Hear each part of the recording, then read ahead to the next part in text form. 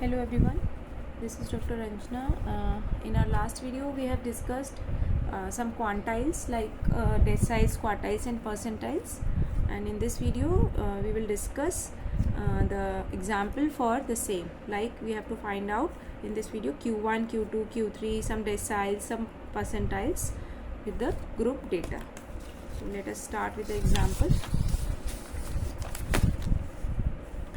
This is the example ये example है आपका. देखिए हमने यहाँ प्रॉफिट्स लिए हैं, क्लास इंटरवल में प्रॉफिट्स हैं और जो फ्रीक्वेंसी है that is number of companies 20 to 30, 30 to 40 and the last class is 90 to 100 and the frequencies are 4, 8, 18, 30, 15, 10 and 8 and 7 and what we have to find Q1, Q2, Q3 तीनों आपको quartiles निकालने हैं and fourth decile D4, ninth decile D9, 80th percentile P80 and 60th percentile P60.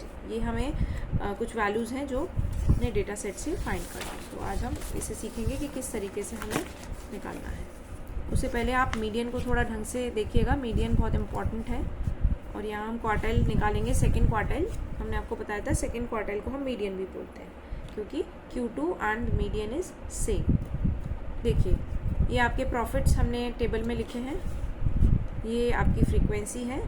तो अब हमें क्या निकालना है, cumulative frequency of less than type F less. Cumulative frequency of less than type आप सबको पता है कैसे निकालते हैं.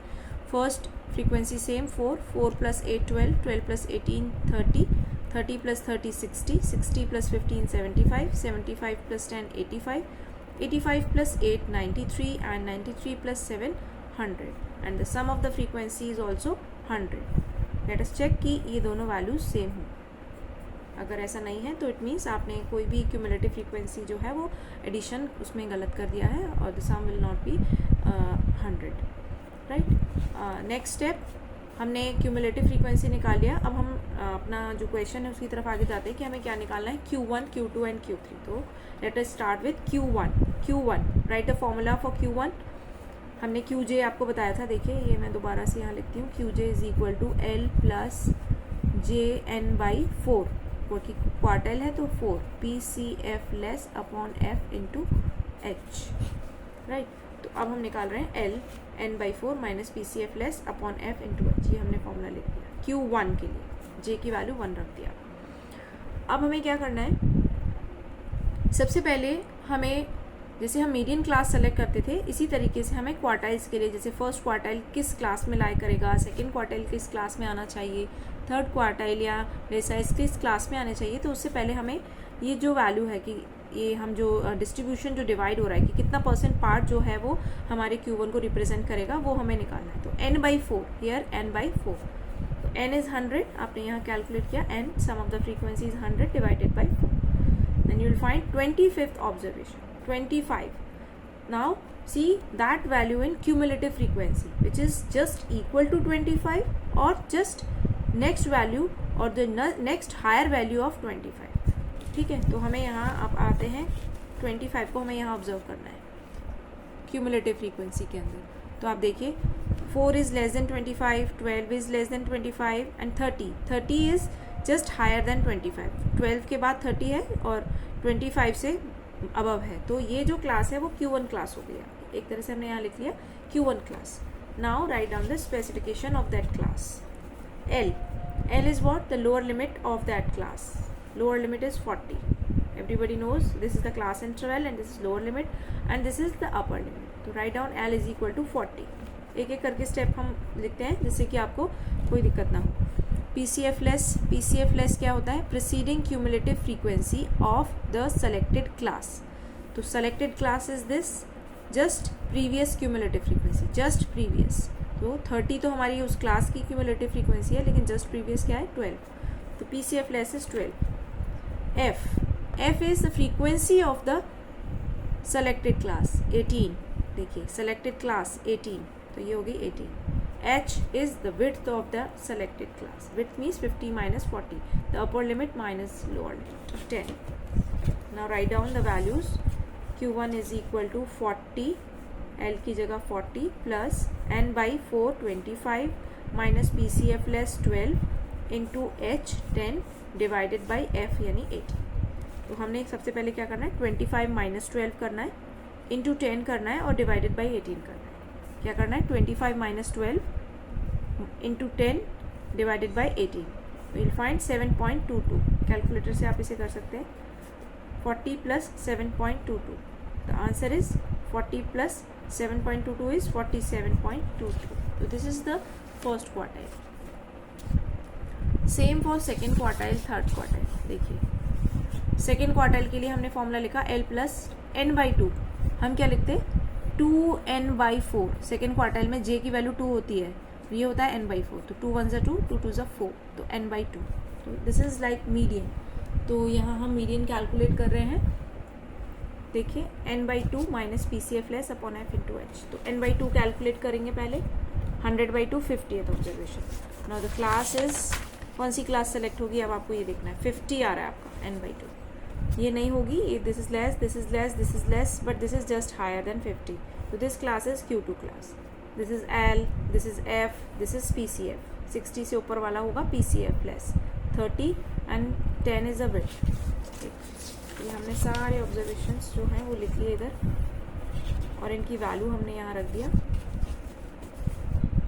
Median is equal to Q2, Q2 is equal to 50 यानी L plus n by 2 minus PCF less upon F into H, then you will find 56.67. Similarly you can find Q3. The difference is only 3n by 4. Just the difference is 3n by 4. So 3n by 4 is 75th observation, and 75 is lie in which class? This is exactly equal to 75. Here in cumulative frequency you see the exact value of the cumulative frequency or 3n by 4 75. So this class is selected for Q3. So this is L, this is F, and the preceding cumulative frequency is just preceding to 75 60, and the class width is 10. Now write down the specification here. Okay.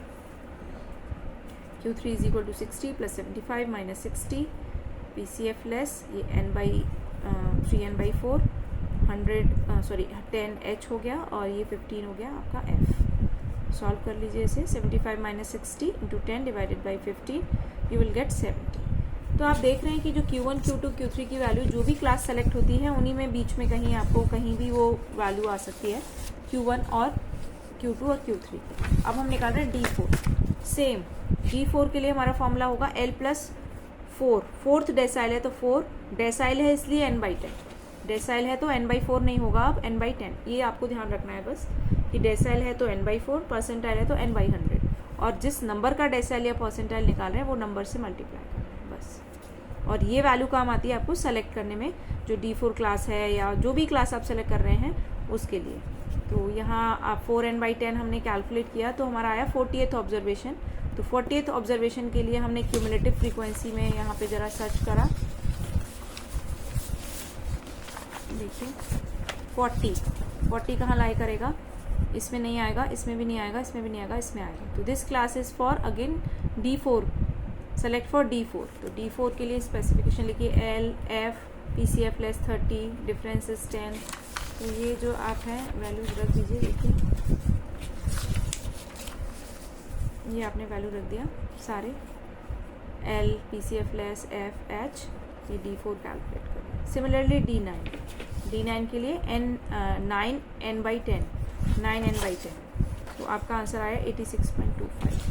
तो ये जितनी भी values हैं आप वो एक ही table से calculate करके आसानी से निकाल सकते हैं। जैसे P80 निकालना है तो परसेंटाइल के लिए आप क्या कर रहे हैं, अब n बाई 100 करेंगे। P मतलब परसेंटाइल, और जिस नंबर का परसेंटाइल है उससे मल्टीप्लाई करेंगे। 80 n बाई 100, तो 80 n बाई 100 की वैल्यू आ रही है 80। तो आप 80 को अपने cumulative less than cumulative frequency में ऑब्जर्व करेंगे कि that value is equal to exactly 80 और जस्ट हायर देन 80। वो क्लास आपकी परसेंटाइल के लिए सेलेक्ट हो जाएगी। And then write down the formula and put the values of the specification to get the answer. तो इस तरीके से हमने P80 P60 भी यहाँ निकाला हुआ है। आप देख सकते हैं P60 is 60, answer is 60 and P80 is 75। तो आप इस एग्जाम्पल को कर सकते हैं अपने नोटबुक पे और उसे दोबारा से देख सकते हैं। अगर आपको कोई भी क्वेरी है तो आप इसमें कमेंट करके आप पूछ सकते हैं। बट आई थिंक सबको ये समझ आया होगा कि क्वार्टाइल्स जो होते हैं वो 3 प्रकार के हैं, क्वार्टाइल्स, डेसाइल्स और परसेंटाइल्स। और इनको कैलकुलेट करने के लिए हमने जैसे ही मीडियन कैलकुलेट किया था बिल्कुल उसी तरीके से हमें इनको कैलकुलेट करना है। तो इसका एक क्वेश्चन हम डिस्क्रिप्शन बॉक्स में देंगे और उससे आप जो है अपने नोटबुक पे करिए, और अगर कोई क्वेरी है तो आप हमें कमेंट कर सकते हैं। अगर वीडियोस पसंद आ रहे हैं तो आप लाइक शेयर कर सकते हैं और वीडियो को ज़्यादा से ज़्यादा सब्सक्राइब कीजिए जिससे कि आप रेगुलर अपडेट्स ले सकें। Thank you.